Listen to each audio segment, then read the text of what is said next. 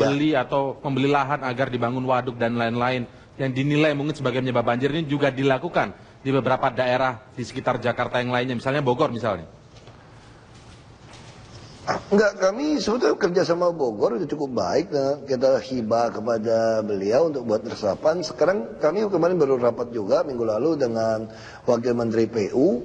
Bagaimana untuk membuat sodetan dari Katulampa, dari Ciliwung ke Cisadane. Karena persoalan DKI itu yang utama adalah Ciliwung sebetulnya. Ya. Nah kalau sekarang kita lihat, misalnya kalau kita membeli tanah, kita tidak berharap terlalu banyak lah kalau kita ketemu PLT tata ruang yang kita cuma bilang kalau ada gitu loh. Langsung marah gitu kan, jangan campuri urusannya kan. Ya udahlah, kita nggak berhak campuri deh sampai satu hari kita jadi presiden baru gue urusin lu gitu, kira-kira gitu. Kalau sekarang jangan dulu lah. Nggak mungkin bisa nyentuh Anda kan memang berkuasa kan otonomi daerah. Tapi kan? sebenarnya apa yang Anda harapkan dari Depok bantu. ini untuk mengatasi banjir secara keseluruhan ini Pak Basuki? Ya kita nggak bisa komentar lagi gitu. Kita cuma minta daerah-daerah rendah dari sungai itu jangan diuruk buat perumahan. Karena hampir semua perumahan di Depok kan pinggir sungai gitu loh. Kalau pinggir-pinggir sungai Ciliwung kan pasti diuruk tinggi kan. Tapi kalau Anda mau, kan Kepala Dinas Tata Ruang dan Pemukiman. Kalau Anda mau ya sudah. Kami tidak apa-apa. Seperti sekarang kan Cibubur. Cibubur tidak pernah banjir karena ada yang jebol, maka itu banjir Cibubur sekarang. Orang bingung. Cibubur nggak pernah banjir, kok jadi banjir Pak katanya. Ya, itu karena jebol. Tapi ya sudah, kita harap Anda pelihara baik-baik saja. Tapi kami klarifikasi ya, lagi jadi semua bahwa turap-turap Anda, kanal Anda pelihara baik-baik saja. Oke, Pak harapan Yayat, kami itu aja udah. Ini memang menarik karena persoalan sebetulnya untuk di Jabodetabek ini kan kita sudah punya BKSP, Badan Kerjasama Pembangunan. Badan Kerjasama Pembangunan. Antar berapa provinsi nih? Sebetulnya 3 provinsi ya? Dengan ada 8 kabupaten dan kota. Iya. Sebetulnya sudah ada tata ruangnya. Pada tahun 2004 pun sebetulnya sudah ada kerjasama antar daerah di Jabodetabek terkait pengelolaan situ. Itu berakhir tahun 2010. Pengelolaan situ. Ini sudah cukup baik sebetulnya kerjasama. Tapi inilah pergantian-pergantian kepemimpinan memang kadang-kadang setiap daerah punya visi misi sendiri terkait dengan pembangunannya. Nah, sekarang antara Depok sebelum lebih jauh, BKSP ini ada di bawah koordinasi siapa? BKSP ini kan bekerja sama antar 3. Ya, jadi sebetulnya pimpinannya berganti-ganti. Kemarin DKI Jakarta, Gubernur DKI Jakarta. Sekarang bergiliran ada di Jawa Barat, Gubernur Jawa Barat. Nanti bergiliran ke Gubernur Banten. Sebetulnya dengan adanya 3 gubernur ini, memang kalau misalnya antara DKI dengan misalnya kabupaten kadang-kadang kan tidak selevel gitu kan, tidak setara. Ada baiknya setiap daerah-daerah kabupaten kota ini bisa berkonsultasi dengan gubernur masing-masing sehingga berbicara. Karena DKI kan levelnya itu di otonominya di tingkat provinsi ya, bukan di kabupaten kota. Yang kedua memang DKI ini kan anggarannya besar, sumber dayanya bagus. Sementara teman-teman sekitar ini kan sangat terbatas. Itu memang ada persoalan. Persoalan misalnya kesenjangan dalam bentuk anggaran program. Kalau misalnya teman-teman di daerah itu misalnya teman-teman di Bogor, coba bisa nggak di puncak dikendalikan konservasinya? Mereka bilang nanti kami juga sumber pendapatan daerah. Penertiban vilanya misalnya. Penertiban villa. Nah, untuk penertiban villa sebetulnya ada yang bagus ya, Kabupaten Bogor dengan DKI. Misalnya Kabupaten Bogor sudah punya data sekian ratus villa yang harus dibongkar. Sementara dia tidak punya dana operasional untuk melakukan pembongkaran. Nah, DKI membantu sebesar 2,1 miliar. Itu sudah disampaikan secara terbuka oleh Kabupaten Bogor bahwa untuk membongkar villa itu harus ada anggaran. Nah, di sini DKI jika punya kepentingan secara tidak langsung bisa diterapkan. Jadi sebetulnya kerjasama antar daerah itu bisa terbuka jika masing-masing bisa mensendirikan rencananya. Nah, dalam konteks yang lebih luas lagi, dalam pemanfaatan ruang. Nah, memang agak berat sekarang ya. Misalnya di Kabupaten Bogor, Kota Bogor, sekarang kebutuhan rumah itu kan membuka ruang, merubah ruang sehingga terjadi dari kawasan-kawasan yang itu kemudian run of air besar. Nah, pertanyaan bagaimana sebetulnya pertimbangan di Bogor, kota dan sebagainya itu bisa memperhatikan kepentingan Jakarta. Nah, yang dikeluhkan teman-teman di daerah memang mengatakan daerah lain ada hibah. Hibah itu agak terlalu kecil buat mereka. Terlalu apa? Terlalu kecil. Kecil. Dalam konteks memang tahu ya antara 3 sampai 5 miliar.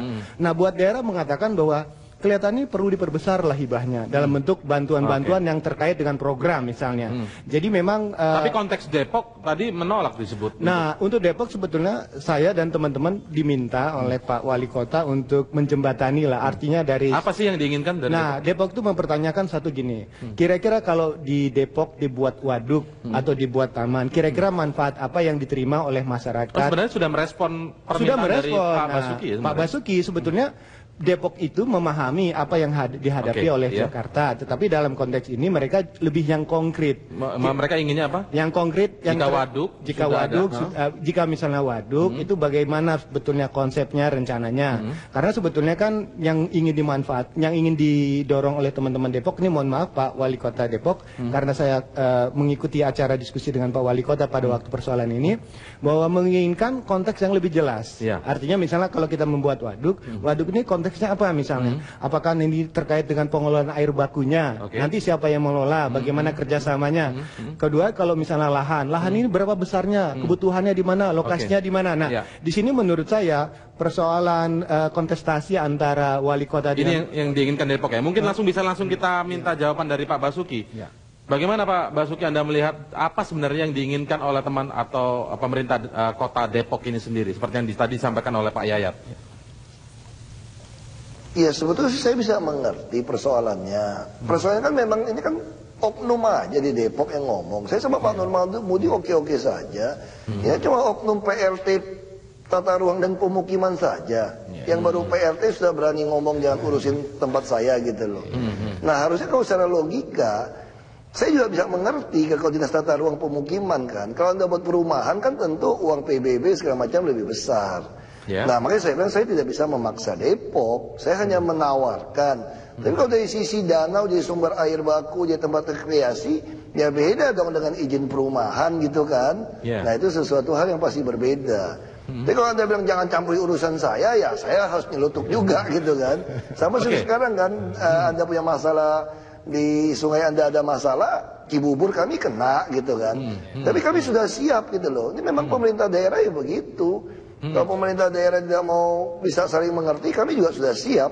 Kita bisa buktikan kok ini kok. Ini posisi banjir tahun lalu, awal tahun lalu. Ini semua begitu kita mulai bereskan, saluran-saluran kita mulai bereskan. Sebanjir yang sekarang itu hanya segini sebetulnya. Kalau kita mau lihat gitu. Lebih berkurang itu Pak Basuki? Itu sangat jelas perbedaan banjir yang tahun lalu dan sekarang. Cuma kan kita selalu ekspos. Kenapa? Karena memang Pesanggarahan, Sunter dan Angke belum berhasil kita normalisasi. Terlalu banyak rumah-rumah yang liar. Nah kita sudah minta Menteri PU juga untuk bantu kami supaya buat sodetan. Nah dia udah lakukan sodetan ke Kanal Banjir Timur. Tapi ada sodetan lagi ke Cisadane. Nah ini perlu bicara lagi sama Provinsi Banten. Kalau nggak ada uang kami bersedia hibah. Ada mau 2 triliun, 3 triliun. Kalau disebutkan terlalu jadi bisa menambah bisa ya? Bisa menambah Pak Basuki ya? Karena tadi Pak Yayat bilang... kita nggak masalah. Cuma masalahnya kan kita tahu juga kan Indonesia ini kita belum menganut pembuktian terbalik harta pejabat gitu loh. Kalau proyek Anda tidak jelas, kami juga tidak mau hibah terlalu jelas. Tapi kalau sodetan ke Cisadane jelas, Anda mau 4 triliun, 1 tahun 2 triliun, kami minta izin DPRD, kita hibahkan, nggak masalah. So itu tidak ada masalah dengan daerah-daerah penyangga lain gitu. Itu ada oknum aja. Seorang PRT Pejabat Tata Ruang Pemukiman yang sok aja gitu loh. Kalau dia nantang saya tantang balik gitu kan. Ada ngomong seenaknya, saya ngomong seenaknya juga gitu loh. Bu, baik. Itu masalahnya. Oke, kalau itu sayang sekali mungkin PLT-nya ya. Kalau ininya masalah PLT-nya. Tapi kita semangatnya untuk mencari tahu begitu Pak Basuki. Kalau kita dengarkan lagi. Wali kotanya baik-baik aja kok ketemu PLT-nya aja belagu gitu loh. Pak Yayat sebenarnya lebih detail lagi apa yang diinginkan misalnya jadi waduk ini jadi dibangun. Sebetulnya gini, manfaat untuk masyarakat Depok maksudnya. Pertama begini, Pak Nur Mahmudi itu sebetulnya menyambut apa yang dikatakan oleh Pak Basuki. Dia mengundang saya dan Pak Firdaus Ali untuk berbicara di depan wali kota dan semua stafnya untuk menjabarkan apa sebetulnya persoalan banjir ini dikaitkan antara hulu, tengah dan hilir ini. Nah, tapi yang jadi keinginan Depok itu detailnya itu tadi persis dikatakan oleh Pak Ahok maupun Pak Nur Mahmudi adalah bentuk konkretnya apa kira-kira rencananya. Sudah sejauh mana sih pembahasannya? Ya sebetulnya mereka ingin mendapatkan masukan dari para ahli dalam konteks ini. Kira-kira posisi Depok itu terhadap Jakarta secara strategis apa yang harus dilakukan. Kemudian bentuk kerjasama dengan DKI apa. Jadi dalam hal ini kalau tadi Pak Ahok mengatakan memang ini hanya persoalan statement saja yang mungkin tidak pas. Kalau tetapi sebenarnya Pak Ahok apakah sudah pernah bertemu dengan Pak Nur Mahmudi membahas soal waduk yang ada di bantaran bantaran di sepanjang bantaran Sungai Ciliwung ini? Kita baru tingkat BKSP gitu loh. Kan selama ini yang hubungan dengan gubernur Pak Gubernur, bukan saya. Iya. Jadi belum ada begitu awalnya, bolanya sampai di mana dan realnya sampai bagaimana begitu konsep pembahasannya. Sebenarnya di BKSP itu sudah ada, pembahasannya sudah ada di BKSP gitu loh. Nah, cuma kan memang makanya saya masing-masing daerah kan tentu pengen PBB-nya naik, PAD-nya naik. Kalau tanah Anda bisa buat perumahan, dirubah jadi danau kan beda. Kalau perumahan kan ada pajak bumi bangunannya, ada masyarakat tinggal di sana. Makanya saya pikir sekarang kami lagi minta Wamen PU untuk supaya bisa buat sodetan lagi ke Cisadane. Karena Cisadane juga airnya kekurangan. Kami kan Palija ingin beli air, dibatasi karena perkembangan Tangerang juga besar. Nah kalau itu bisa pindahkan 300 kubik per detik, tentu dilihat ya, kalau Cisadane tinggi tentu kita stop pintunya. Kita akan serahkan kepada Tangerang untuk mengendalikan pintu ini gitu loh. Ketika mereka butuh air dia buka. Jadi kami juga akan buat sodetan lagi dipelajari secara teknis dari Casablanca pindah dengan box carpet itu gorong-gorong kita harap bisa pindahkan dari Ciliwung juga ke Kanal Banjir Timur. Nah ini kita lagi pikirkan karena momok utama itu memang ada di Ciliwung. Sebenarnya koordinasi dengan daerah-daerah lainnya berjalan lancar atau lancar dengan aksi atau lancar sekedar retorika saja atau memang ada kendalanya sih Pak Basuki? Nah kalau menurut saya ada kendala karena yang ditaruh di BKSP pun nggak bisa ambil putusan. Itu seperti orang-orang buangan akhirnya. Kita keluarkan 2 miliar, 3 miliar untuk kerja. Hanya kerja seperti itu tapi nggak pernah punya kuasa gitu loh. Makanya dari dulu Bang Yos minta supaya ada undang-undang megapolitan kan. Supaya bisa ada gubernur bisa mengendalikan. Nah kalau seperti sekarang kita bentuk BKSP juga sebenarnya percuma. Saya sempat bilang kalau BKSP kayak gitu baik dibubarin supaya nggak ada biaya tahunan, lebih baik kita buat rapat langsung diputuskan. Tapi tingkatnya udah tingkat bupati, tingkat wali kota dan gubernur supaya cepat putusannya. Mungkin yang koordinasi lebih baik Menteri PU daripada bikin BKSP ngabisin uang. Orang yang tempatin pun stres juga kayak orang buangan di sana gitu loh. Nggak ada rezekinya kan. Kalau namanya itu kan artinya harus dikomandani oleh pemerintah pusat begitu ya. Nanti kita akan lanjutkan lagi perbincangan ini, tetapi juga kita akan soroti juga kalau tadi soal koordinasi dengan daerah-daerah lain di sekitar Jakarta, lalu bagaimana permasalahan di dalam Jakarta sendiri, kenapa banjir masih juga terus terjadi. Kita akan mengulasnya nanti setelah jeda berikut ini. Ya, baik. Dan saya kembali ke Pak Basuki Cahayapurnama. Pak Basuki, lalu langkah Anda selanjutnya apa Pak ini Pak? Kan kita tidak boleh terganjal hanya karena mungkin menurut Anda ini adalah salah seorang PLT yang mengeluarkan statement seperti itu dari Depok begitu. Nah, ini langkah selanjutnya apa? Koordinasi Anda dengan Gubernur Jawa Barat dalam ini atau juga dengan Wali Kota Depok selanjutnya apa agar masalah bisa selesai? Jadi saya udah yakin BKSP itu tidak mungkin bisa mempertemukan kami semua. Itu udah bertahun-tahun seperti itu, hanya habiskan anggaran. Nah, minggu lalu saya rapat dengan Wakil Menteri PU. Saya minta bantu beliau untuk menjadi koordinator. Misalnya soal sodetan ke Cisadane. Kalau memang PU APBN tidak ada dana, tidak ada perubahan, biarkan dana itu dari kami. Kami hibakan, tapi tolong didesain yang betul, berapa uangnya. Jangan banyak menghabiskan uang melewati penduduk, pembebasan lahan. Karena pembebasan lahan itu rawan permainan dan rawan tertunda. Lebih baik kita kerja yang lebih jauh, lebih mahal, tapi menghindari pembebasan lahan penduduk gitu. Lalu PU pusat juga sudah bantu kita banyak soal sungai-sungai kan, Kanal Banjir Timur. Nah kita lagi berpikir kita akan membuat banyak waduk juga di bagian utara. Jadi kita seperti tol itu kita akan bangun waduk juga, yang di Marunda akan bangun waduk juga, yang di dekat tol itu akan untuk Kamal Muara itu akan 90 hektar waduk. Kita lagi berpikir mau beli Pandai Indah Kapuk untuk bangun 30 hektar untuk waduk juga. Supaya Kali Angke yang ketemu dengan banjir Kanal Barat itu tidak membuat banjir sampai ke Dan Mogot dan Jelambar, termasuk Green Garden sekarang. Rencananya akan ada berapa waduk Pak Basuki? Yang akan dibangun ada berapa waduk? Kita akan tambah 3 waduk lagi yang besar. 3 waduk besar di Marunda 50 hektar, di Kapuk Kamal 90 hektar, dan di Pandai Indah Kapuk kalau bisa dapat 30 hektar sampai 42 hektar. Pak Yayat, saya Jadi ingin ke Pak Yayat. kita lihat aja sekarang, kita bisa lihat sekarang, yang tahun 2013-nya banjir semua di utara, setelah waduk Pluit kita bisa turunkan ke rendah saja, dan Kali Sunter semua sudah di bagian hilirnya kita buang sampah, saling terkoneksi, termasuk dari Manggarai. Ini banjirnya cuma langsung hilang di utara. Berapa persen kira-kira Pak Al kalau boleh disebutkan? Kita kelihatan jelas sekali. Apa? Berapa persen kira-kira berkurangnya dari tahun lalu? Halo? Kalau utara total bersih sebetulnya. Ya. Kalau utara udah total bersih, makanya konsep kita tuh selesai. Coba kita lihat sekarang, Sudirman Tamrin, kenapa hujan begitu lebat sehari-harian, kok tidak ada genangan lagi seperti dulu?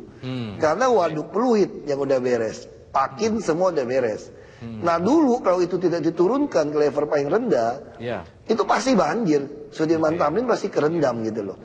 Termasuk Gunung Sahari segala macam. Nah ini udah bagus, pompa di Ancol udah jalan dengan bagus, makanya bisa bagus. Mangga 2, Pademangan segala macam udah bersih. Jadi PR-nya tinggal 3 waduk lagi ini ya. Gitu bisa. Jadi, istana semua tidak ada genangan. Oke Pak Yayat. Ini tinggal waduk Pluit kita mau bereskan lagi. Kita mesti inilah. Kasarnya tuh kami harus lebih tegas lagi. Kami harus menyediakan rumah susun. Siapapun yang mengganggu di atas bantaran sungai, termasuk yang di jalan-jalan inspeksi, akan kami gusur. Gitu aja. Jadi kalau kami dicap melanggar hak asasi manusia, terserahlah ham apa, ham burger saya bilang. Pokoknya kalau Anda itu pasti saya gusur. Yang penting saya siapkan rumah susun untuk Anda harus pindah. Karena kalau tidak, nggak bisa selesai.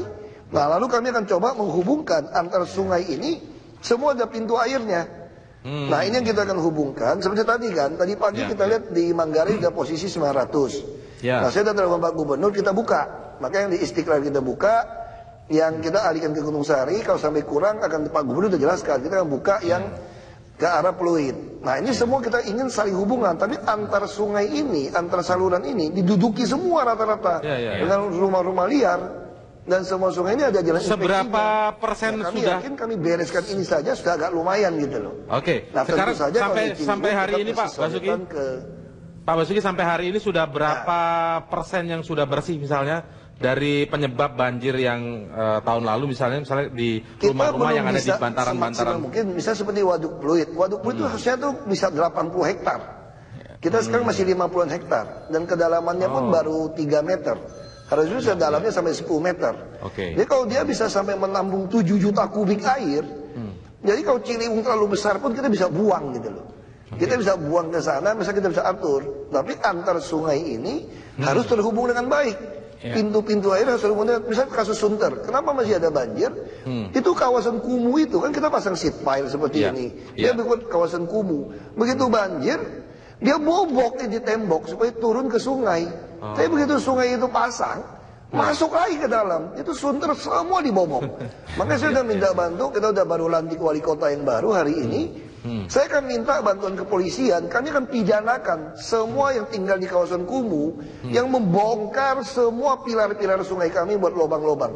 Kami akan pidanakan, tidak ada toleransi. Anda mau cap saya melanggar HAM, terserah Anda. Sekarang tapi rusunawa disediakan ya, rusunawa disediakan oleh Pak Ahok setengah mati. Oke, baik Pak Basuki. Siapa melanggar HAM kan kita biarkan orang setengah mati, banjir bisa mati. Oke, baik, saya minta pendapat Pak Yayat dulu. Ya begini, kalau tidak suka dengan saya melanggar HAM, jangan pilih saya kembali. Dan tetap saya akan gusur Anda dan pidanakan Anda yang berani membongkar semua seat pile kami sepanjang sungai. Itu Sunter udah kami punya bukti banyak. Tunggu wali kota baru, kami akan mulai menggugat Anda ke polisi. Termasuk rumah-rumah liar bisa sambungin listrik, kami akan gugat juga. Dari mana Anda bisa dapat listrik PLN? Kalau ada oknum PLN yang main, kami juga akan gugat juga sekalian. Itu korupsi. Karena Anda memakai uang subsidi untuk kasih ke orang yang sambung tidak jelas. Baik, saya singkat dulu ke Pak Yayat. Begini Pak Basuki, saya punya saran Pak Basuki, saya punya saran. Memang pendekatannya memang sangat struktur ya. Artinya di sini penanganan itu kan ada pendekatan secara struktur tadi betul dengan cara membangun waduk, membuat saluran dan sebagainya. Tapi juga harus diimbangi dengan kebijakan non strukturnya. Seperti apa misalnya? masalah kesadaran membuang sampah. Jakarta ini 10 juta. Apapun yang kita lakukan, kalau kesadaran persoalan warga untuk peduli dengan kotanya tidak membuang sampah, tidak akan merusak. Kedua, memperbanyak misalnya sumber resapan untuk menambah resapan karena Jakarta 92% sudah hampir terbangun semua. Kemudian gerakan untuk penghijauan. Kemudian ada upaya-upaya lain. Itu secara non strukturnya dan ini kurang banyak disentuh. Jadi kelihatannya apa yang dilakukan itu dalam konteks Pak Yayat, orang Jakarta itu gampang, Pak Yayat, untuk bikin dia sadar. Penjarain, buang sampah. Baik. Terakhir Pak Basuki. Terakhir Pak Basuki. Gampang, kalau nggak dipenjarin nggak ada yang takut. Kalau dipenjarin satu dua takut dia. Iya, betul. Oke, terakhir karena waktunya singkat. Kalau Orang lagi 3 waduk banjir aja masih tadi. buang sampah, coba lihat di TV itu. Banjir aja buang sampah. Ya, Pak Basuki terakhir. Masih Ini sebagai penutup. dipenjarain, baru takut gitu loh. Sebagai penutup Pak Basuki, kalau 3 waduk tadi Anda menyatakan yang 3 waduk, sisa 3 waduk ini bisa dibangun utuh, kemudian yang ada di Pluit juga waduknya diperlebar menjadi 80 Saya hektar. bisa menyelesaikan Ini selesai. 25% wilayah yang kena banjir. Masalah banjir Jakarta akan selesai. Saya berani jamin nanti yang Cilincing, Kapuk Kamal, Medan Mogot, Green Garden, Jelambar, Grogol semua bersih, pasti bebas banjir.